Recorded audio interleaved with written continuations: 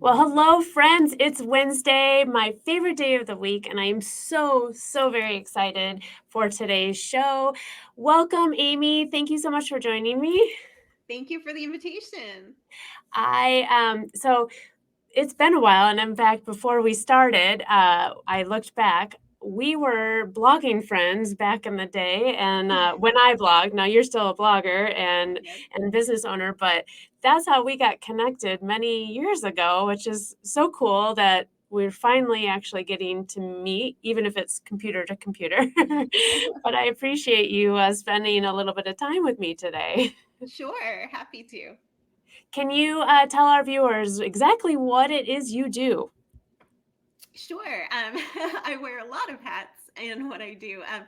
I am the founder and creator of Amy Latta Creations, and that encompasses a whole lot of different things. Originally, it started out, like you said, as a blog where I was sharing DIY and craft ideas and tutorials, which I still do.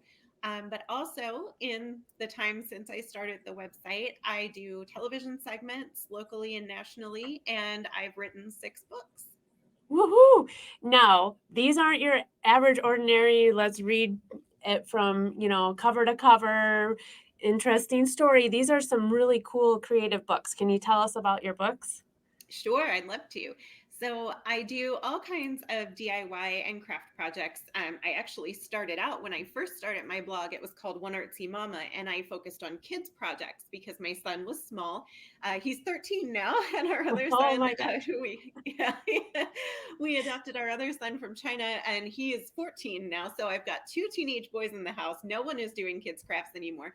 But my specialty is hand lettering, which is the process of taking words and turning them into art. It's taking your handwriting up to the next level, turning it into fonts and things like that. Specifically, everybody wants that brush script look. So we Mhm. do that with brush lettering, brush pens, and faux calligraphy.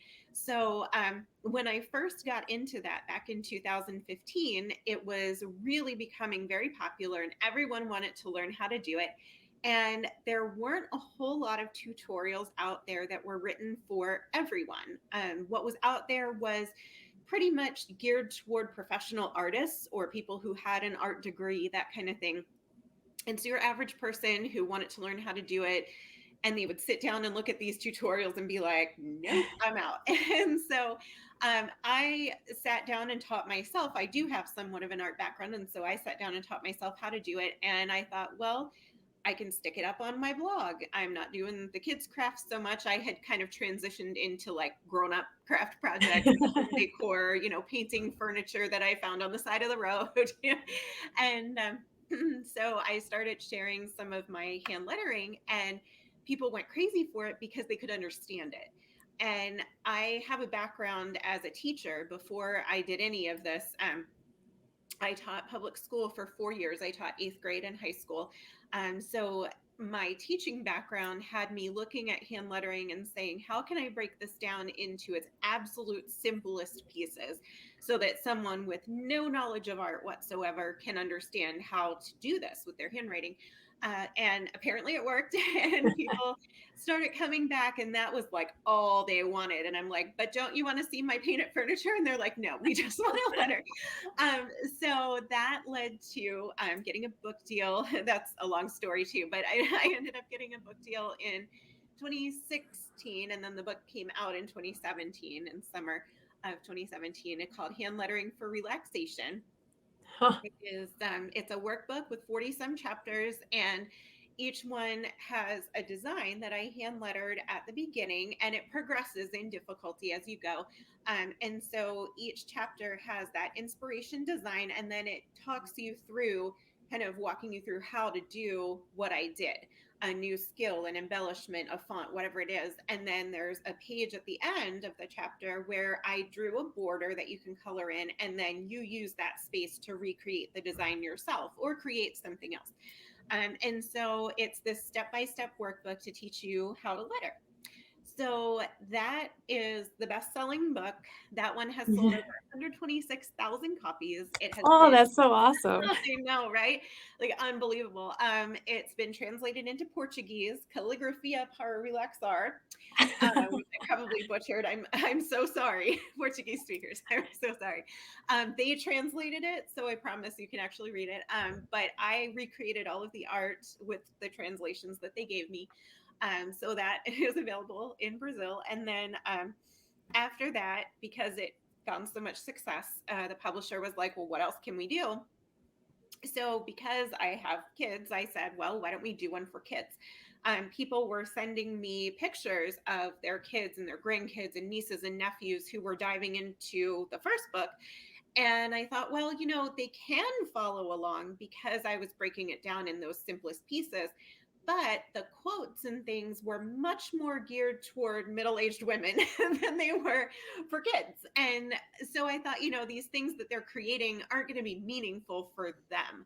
So Mhm. I decided to create this kids book. It's called Express Yourself, a hand lettering workbook for kids. And I surveyed a bunch of my kids' friends, and we came up with quotes that they related to and things they wanted to draw, like tacos and cupcakes and, all the little things that they were interested in and things they'd want to make for their locker or their notebook. So that was the second one, was the kids book.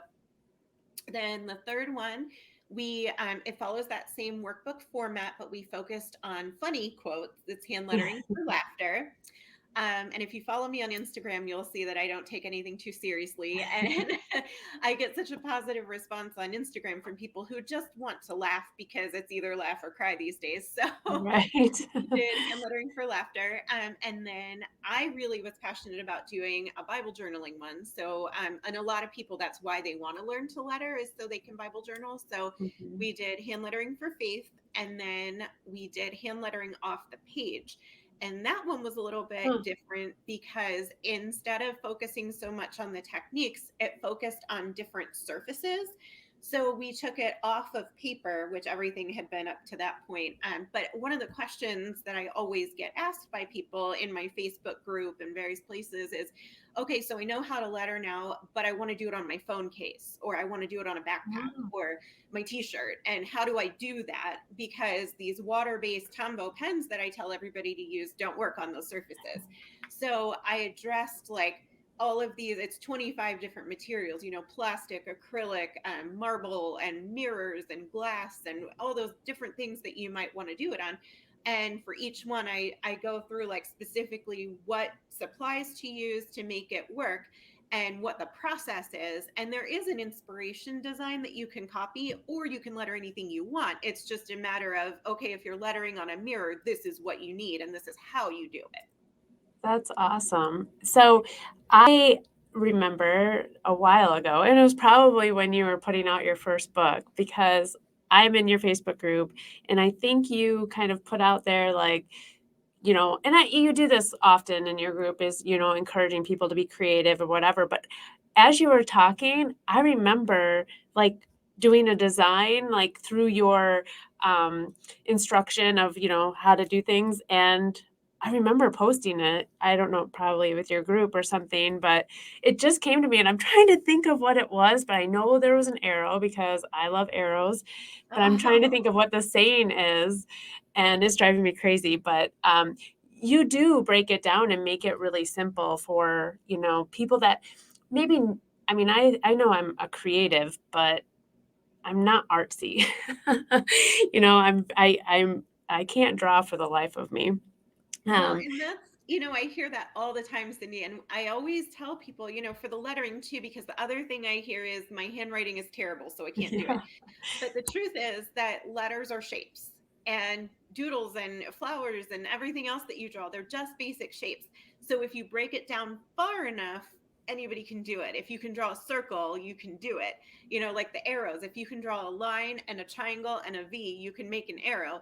And that's, honestly, a lot of my life's work is taking these things and just breaking it down into these teeny tiny pieces and saying, look, you really can do this. Because I think that's really the driving force behind all of the things that I do. Um, I don't know if you've heard my story about my mother-in-law or not, but this years and years ago, my husband and I had just gotten married. So it's probably been, like 18 years ago or so.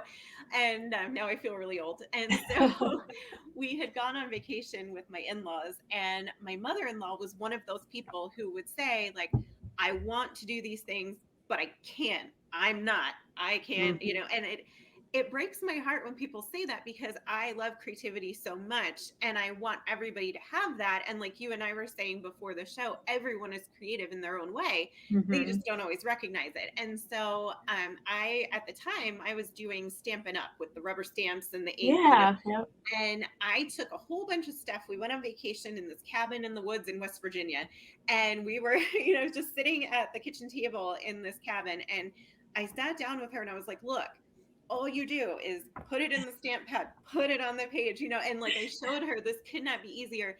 And she just needed somebody to walk her through it. And she made a birthday card for my father in law. He was a PE teacher. And so we used sports balls, and Oh, so she did a soccer ball and a basketball and a baseball, and he loved it. And it literally, like, it sounds silly to say, but it changed her life, because now she has a craft room and all kinds of supplies, and she absolutely loves crafting and card making and making all kinds of things to give as gifts. And now she knows that she can. And ever since then, because I literally watched her realize I can do this and find this part of herself that she hadn't tapped into before. And it's contagious. It makes you want to do it for everyone else that you meet.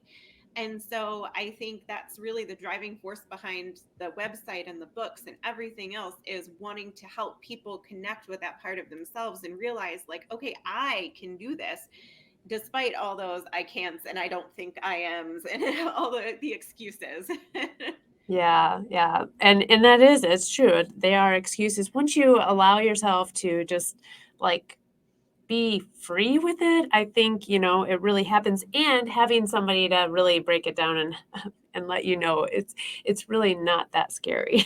Right, So exactly. I love how your story has transformed, I guess, from being a teacher to a blogger to an author and now a local TV celebrity and national TV crafter.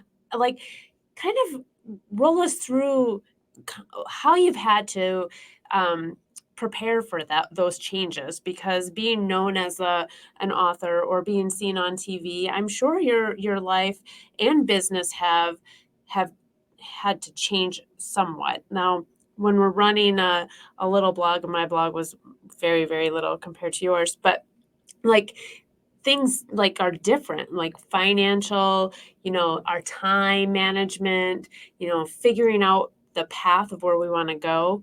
Can you kind of explain a little bit of how that's transformed along with your business? Sure, I could try. I think honestly, I sort of have to adapt and adjust as things change. I never had a roadmap or a plan that said, I'm going to start as a blogger and then be an author and then be on TV. Like, I didn't see any of those things coming, honestly. When I first started the blog, I never expected to make a single penny off of it.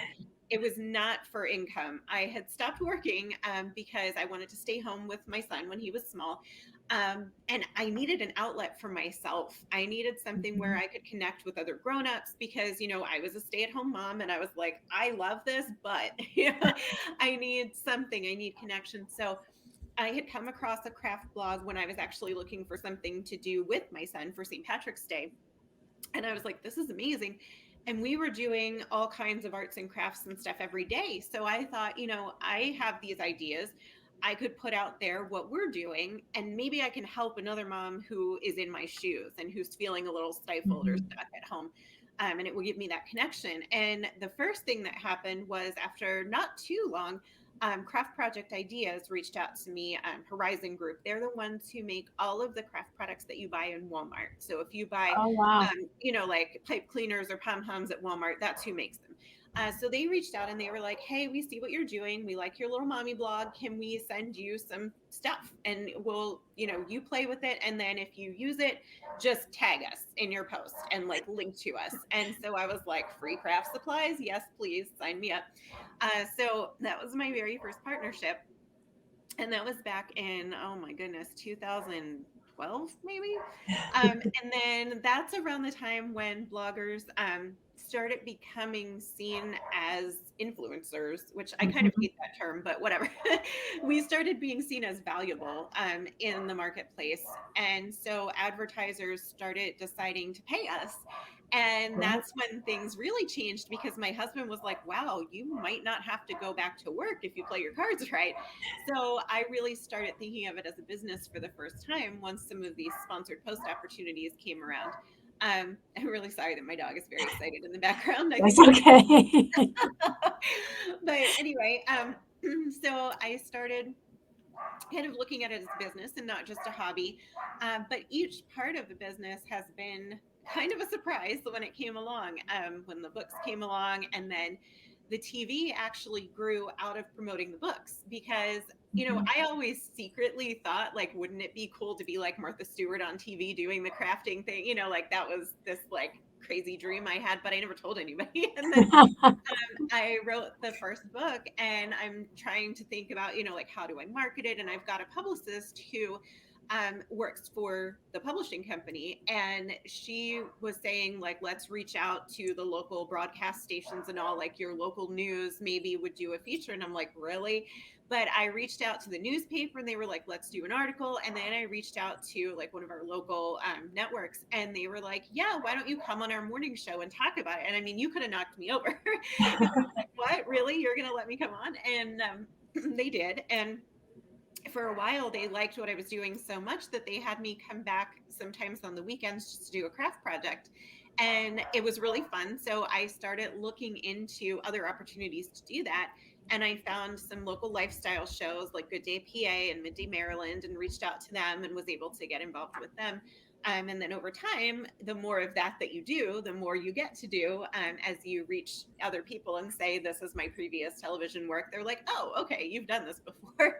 So then they're not so scared to have you on air. Right. And yeah, so it just kind of grew out of that. But it's definitely, I think of all the things, the biggest thing that I just have had to do is the adjustment for the time. Like you said, it's how I budget my time and making that work with my family schedule. And I mean, fortunately, I can do so much while my kids are at school.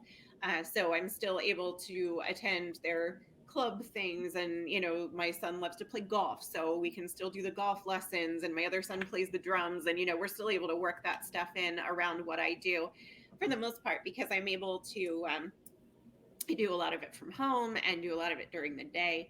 And I guess the other big adjustment was figuring out how to do it all from here when the pandemic hit, because that Mm. changed everything. Because like I was going to these studios to record and then everybody shut down. And so I had to invest in my studio lights here, and I had to invest in like we got new lighting in this room, and I've got the dream box for the backdrop and different things. So it's like setting up a studio here in the house. I invested in a webcam and just other things. And it's stuff that like I never thought that I would have a studio in my basement. So as the need arises, kind of figuring out, okay, how do we make this work? But we do. Yeah. So, what kind of advice would you give somebody that is maybe looking into, um, a type of business like yours, whether it's blogging or becoming an author or honing in on their craft? What's a big piece of advice that you'd give?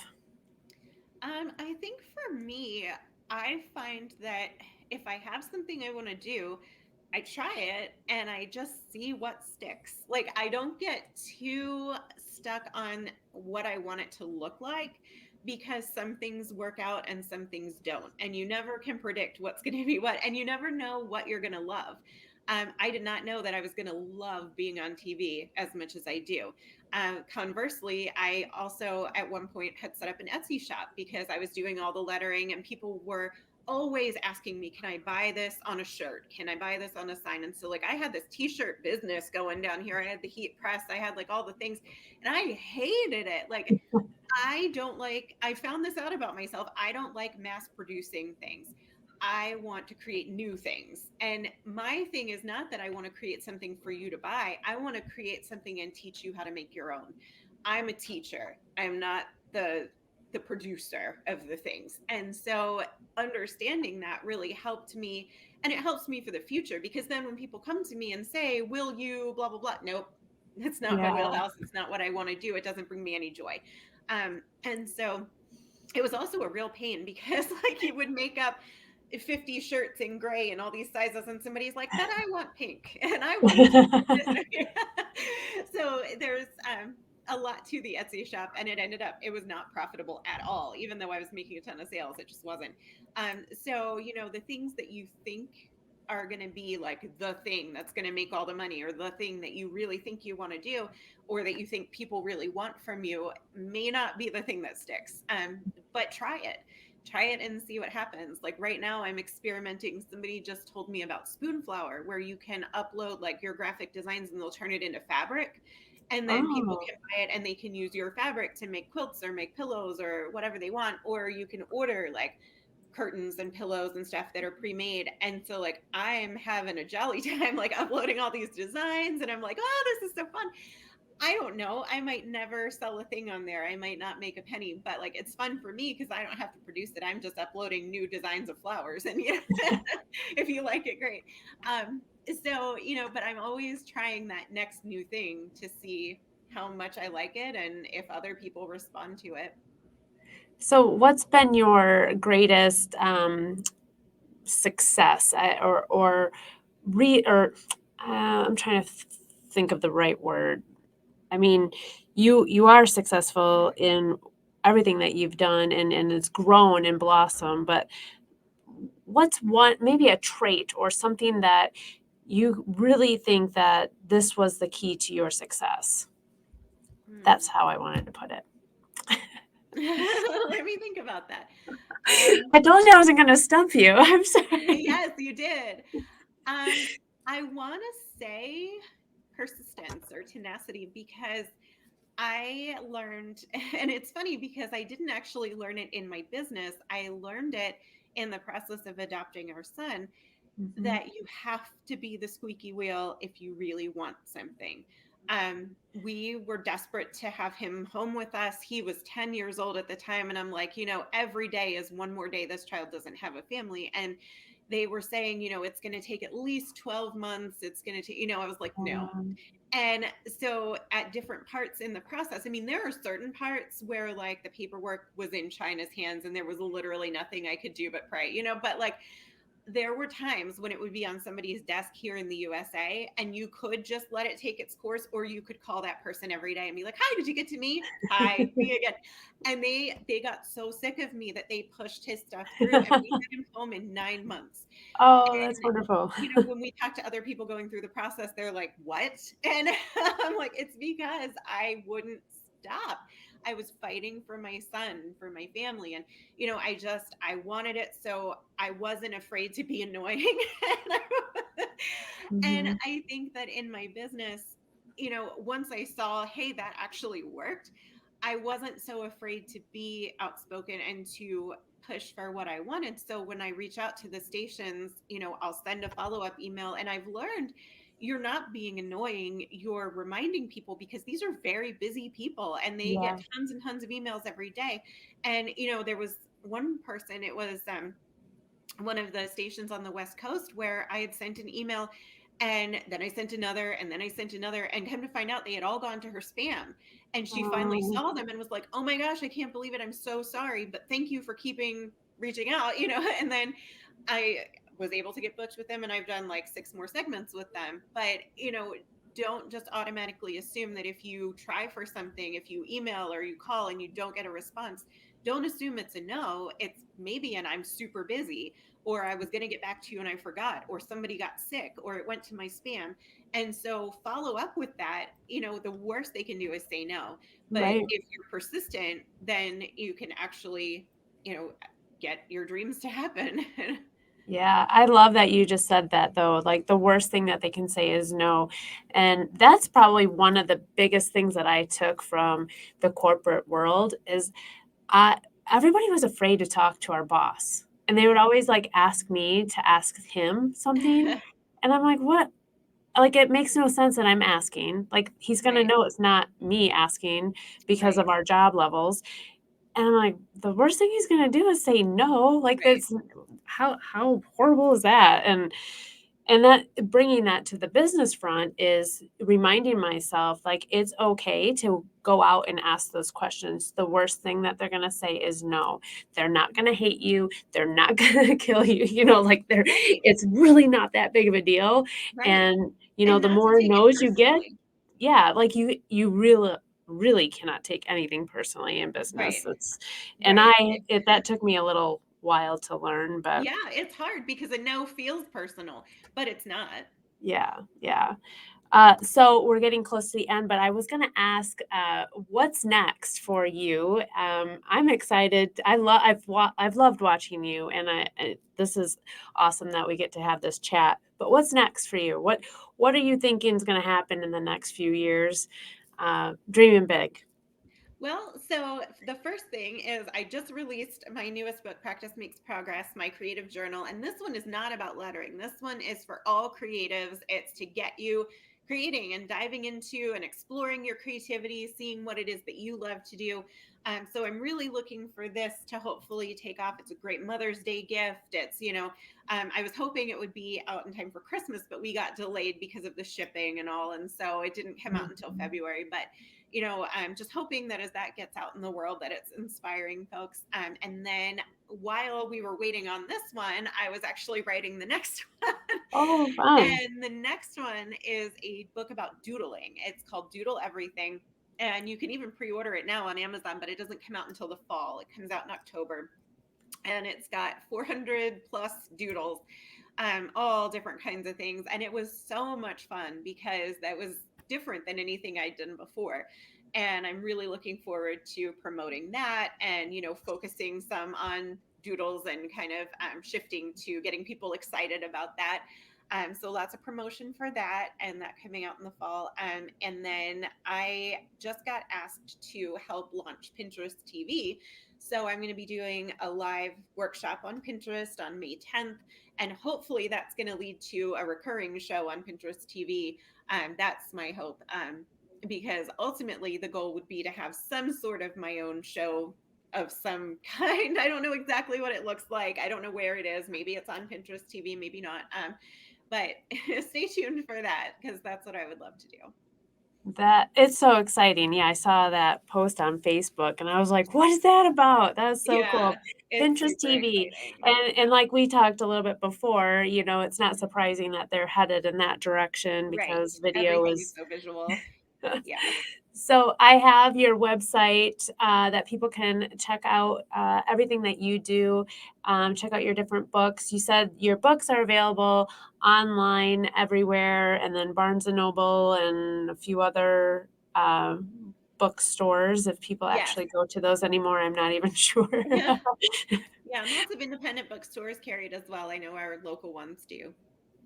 Yes, and we can find you on Facebook and Instagram as well. And you do have some really cool inspirational things on Instagram. I know, like some of your creative drawings, and it really inspires you to like want to get out that piece of paper and Yeah.